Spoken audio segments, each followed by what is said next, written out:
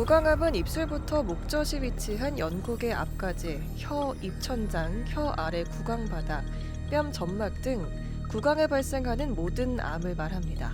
흔히 접하는 폐암, 위암, 대장암 등보다 생소할 수 있지만 매년 증가 추세를 보이는데요. 중앙암 등록본부 통계에 따르면 최근 5년 만에 약 21%가 증가했으며 남성이 여성보다 2배 가까이 많습니다.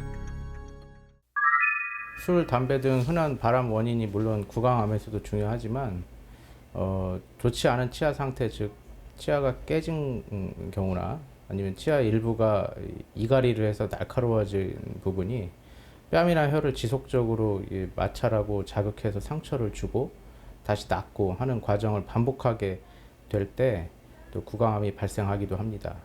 실제 술, 담배를 전혀 하지 않는 젊은 환자에게 발생하는 구강암의 경우는 앞서 말씀드린 바와 같이 치아 간섭이 원인인 경우가 매우 많고, 그 외 드물지만 만성적인 철분 결핍성 빈혈이나 점막의 막성 구조의 변화를 동반한 플러머 빈슨 증후군과 같이 희귀한 질병군에서 구강암이 자주 호발되기도 하는 것으로 알려져 있습니다. 구강암은 전체 암의 3에서 5%를 차지하는데요. 남성에게 호발하는 암 중에서는 위암, 폐암, 간암, 대장암에 이어 5번째로 많이 발생하고 여성에게서는 8번째로 많이 발생하고 있습니다. 우리나라에서는 1년에 약 2,000명의 구강암 환자가 발생하고 있으며 투병 중인 환자도 수만 명에 이르는데요. 문제는 초기 진단이 어려워 생존율이 낮다는 겁니다. 구강암의 가장 흔한 소견은 주로 낫지 않고 지속되는 구강 점막의 궤양입니다.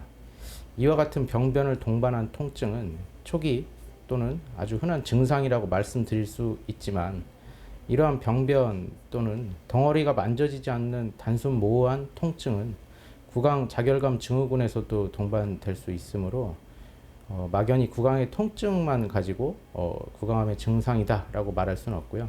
다만 이제 구강의 통증이 지속이 된다면 전문의를 찾아서 철저한 구강 및 주변 인두, 후두 점막의 진찰이 필요하다고 할 수 있겠습니다.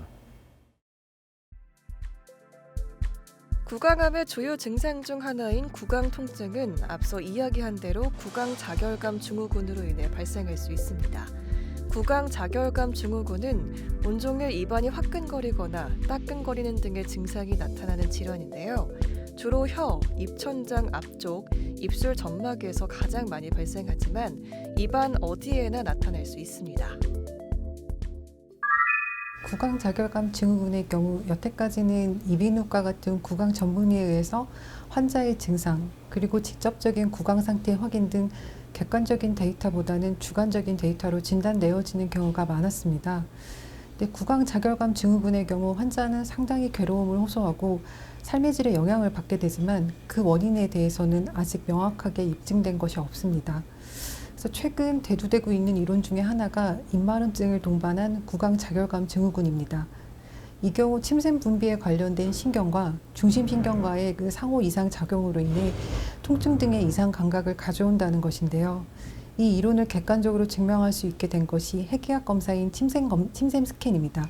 이 침샘 스캔을 통해 입마름증이 있는 구강자결감 증후군 환자들의 침샘 기능이 떨어져 있음을 정량적 수치로 직접 확인할 수 있고, 그것을 바탕으로 진단뿐 아니라 환자의 치료에 응용할 수 있으리라 기대됩니다.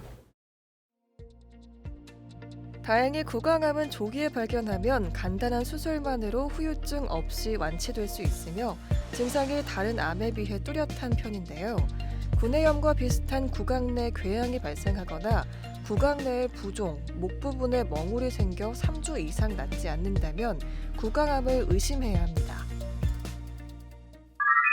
구내염은 흔히 아프타성 구내염을 말하는데요. 이는 주로 2, 3주 내로 호전되나 자주 재발하는 궤양의 경우를 말하며, 특정 부위에 동일하게 재발하기보다는 입안 점막 전체를 돌아다니며 발생하는 경우가 많습니다.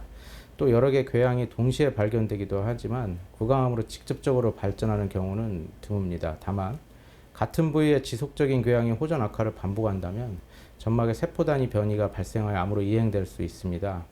이로 인해 3주 이상 동일한 부위에 궤양이 호전되지 않고 지속되는 경우에는 전문의를 찾아 조직 검사를 시행해서 진단해야 합니다. 1차성 구강 자결감 증후군은 진단 시 이러한 관련 병소가 없는 경우에 진단되므로 구강 통증이 지속된다 하더라도 암으로 발전되지 않습니다. 하지만 간혹 1차성 구강 자결감 증후군으로 오인되었지만 실제 혀 깊숙한 곳에 종양이나 아니면 보이지 않는 접혀진 부위의 점막에 궤양이 있어서 통증을 유발하는 경우라면 진단에 혼선을 주기도 합니다. 지속되는 통증은 전문의에게 정확한 진찰 및 필요시 영상검사 등을 통해서 원인을 감별하는 게 무엇보다 중요하다고 할 수 있겠습니다.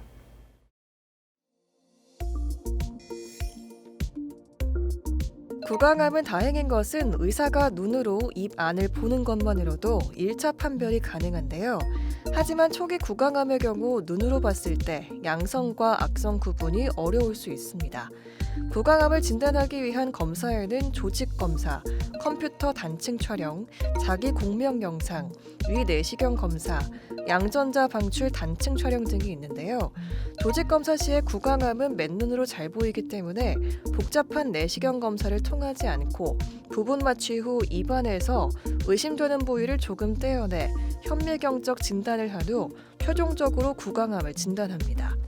흡연자 또는 술을 많이 마시는 40세 이상의 경우 1년에 한 번씩 이비인후과 또는 치과를 통한 구강 검진을 권고하고 있습니다. 세계적인 NCCN 가이드라인이라고 하는 암 치료 권고안에 따르면 두경부암의 대부분이 수술 또는 초치료로 항암 방사선 치료를 선택할 수 있습니다. 그런데 구강암은 수술을 시행하지 못하는 특수한 경우를 제외하고는 대부분의 경우 수술을 우선적으로 시행하고 전이가 있거나 종양의 특징이 침습적인 일부 암의 경우 수술 후 3, 4주 지나서 보조적인 방사선 치료 또는 항암 방사선 치료를 권고하고 있습니다. 수술의 경우 주변 림프절 청소술을 시행하고 병변에 대하여 구강을 통해 잔순 절제하는 초기암부터 턱뼈, 입천장 뼈를 같이 제거하고 다리와 팔에 피부 또는 피부와 뼈를 동시에 이식하는 복원술까지 치료의 범위도 병변의 진행 정도에 따라 다양할 수 있겠습니다. 구강암은 발생 부위 병의 조직학적 특징에 따라서 예후에 크게 차이가 있으나 그중 가장 큰 영향을 받는 것은 병기라고 할 수 있습니다. 조기에 발견된 암이 예후가 조울이라는 것은 누구나 알 수 있는 사실인데요. 문제는 진행된 구강암은 치료 성적도 좋지 않고 일단 완치가 되더라도 심한 안면 변형이나 발음과 저작의 기능 장애를 동반할 수 있습니다. 앞서 말씀드린 바와 같이 진행성 암이거나 초기 암이라도 입을 벌리는 데 중요하거나 침이 셀 수 있는 뺨 점막, 혀의 아랫부분에 해당하는 구강 바닥, 즉 구강저에 발생한 경우와 턱뼈에 침습이 있는 경우에는 유리피판 이식술이라고 불리는 팔과 다리에 피부와 뼈를 선택적으로 이식해서 복원해야 발음과 저작 등의 구강 기능을 유지할 수 있습니다. 구강암은 병기가 진행될수록 재발 우려가 커지게 됩니다. 즉 초기에 작은 구강암은 완치율이 높고 재발률이 낮은데요. 모든 사람이 재발하는 것은 아니지만 일단 재발이 되면 대부분 수술 후 2년 이내에 발생하게 되고 수술 후 5년이 지난 후에는 재발 우려가 아주 낮기에 5년까지 암이 재발하지 않았다면 일반적으로 암이 완치됐다고 볼 수 있습니다. 구강암은 지속되는 구강 점막의 자극이 가장 흔한 원인이므로 자극원이 화학적인 물질인 담배, 술도 물론 피해야겠지만 기계적 자극이 지속되는 치아 간섭 또한 피해야 됩니다. 금연, 금주 및 정기적인 치아 관리를 통해 구강 점막과 치아 간섭이 발생하는 걸 예방해야 하고 5년이 지나 완치된 구강암 환자의 경우에도 발생하는 중보감의 경우가 있으니 1년에 1회 전문의의 검진이 권고되고 있습니다. 여기서 잠깐! 잘못된 의학 상식을 바로잡아 건강도 지키고 상식도 키우는 Yes or No! 구강 청결제를 오래 사용하면 구강암 발병률을 높이나요? 답은 노입니다. 구강 청결제 자체가 발암 원인은 아닙니다. 다만 알코올 성분이 포함된 구강 청결제는 구강의 자극원이 되고 구강을 건조하게 하여 주변 조직과의 간섭을 통한 구강 자극이 유발되므로 피해야 하겠습니다. 잘못된 의학 상식 깨치기 Yes or No 두 번째! 구강암 진단을 받았다면 굳이 금연하지 않아도 된다는데 사실인가요? 답은 역시 노입니다. 구강암 진단 후 완치받은 환자라도 금연하지 않으면 동일한 부위의 구강암 또는 다른 인접 부위인 인두, 후두, 점막 어느 부위라도 중복암이 발생할 수 있으므로 철저한 금연이 필요합니다. 구강암의 검진은 비용이 많이 들지 않고 내시경 없이 전문 의사가 임상적으로 입안을 보고 촉진하는 간단한 방법으로 암의 발견이 가능하기 때문에 발병률이 낮더라도 주기적인 검진을 받는 것이 중요합니다. 구강암은 유전적인 요소보다는 후천적인 생활 습관과 연관성이 더 높은 암입니다. 금연, 금주, 적절한 치아 위생 및 치아 관리를 통해 충분히 예방 가능한 암입니다. 조기에 발견하면 그만큼 구강 구조물의 기능을 보존하고 수술 범위도 줄일 수 있으므로 의심되는 증상 또는 소견이 있으면 조기에 전문의의 진찰을 통해 진단받는 것이 무엇보다 중요하겠습니다.